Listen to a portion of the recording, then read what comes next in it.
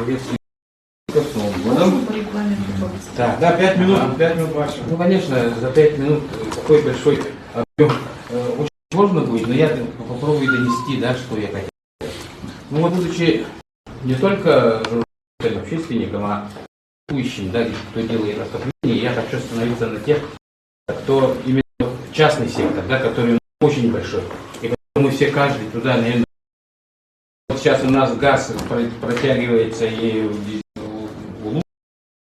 основном есть частные, да, которые имеют свое индивидуальное отопление. Вот. Сталкиваемся, да. Конечно, мы все хотим в таких домах, это у нас ментально, наверное, но вместе с тем, когда мы уже утратили тот задел, да, который был в 80-х, начинал, когда это отопление заниматься, да, мы сейчас уже вот с новыми технологиями настолько связались, что теперь не можем уже от этого как бы отойти, потому что мы как находимся вот все время туда ходим и никак не можем. Поэтому вот, когда я прихожу как аварийная бригада, я и какие вот проблемы выявляются. 30% хозяев абсолютно не знают, в каких случаях, в аварийных. Вот приходит, что, почему у вас так? Нет, мы не знаем, нам так сделали, и теперь мы вот бедствуем. И даже не знаем ни телефонов, ни... Потому что у нас нет памяток, вот соответствующих служб. Да, вот возле котла встань, как дед своих детей, он не знает, куда звонить. Эта информативность у нас очень слабая. Это не говоря уже о технической.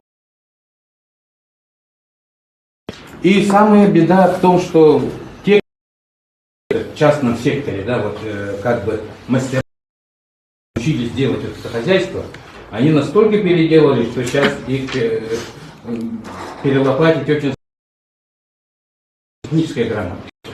Да, упростили не только, даже не то, наоборот, это усложнили, как бы себе просто. Да.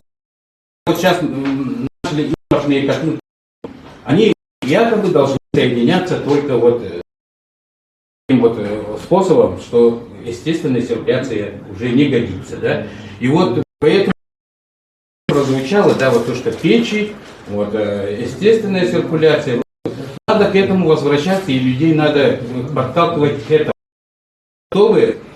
Все-таки у нас вот электроэнергия, она вот, все-таки техника, она всегда свойственна что-то ломать, да, это тут ничего не делать, гарантировать никогда невозможно, тем более нашего условия. Потому что все-таки подталкивать так, что на Бога сам не плашай, это у меня вот такое, да, сам должен ты обеспечивать свою безопасность. Хотя, как бы юридически мы можем, да, какие-то вот эти дергать, чтобы нас обеспечивали туда-сюда, но условия минуты, как часы идут на устранение. Но когда мы сейчас делаем вот отопление, и вот конвекционные, которые вот сегодня вот говорили, которые не требуют да, передачи тепла, конвекторы. Да, конечно, у нас всегда есть слово. Я хочу сказать, чтобы у наших людей были резервы в котлах, да, вот, допустим. Если у тебя должен быть котел, хотя бы электрический, да, когда у тебя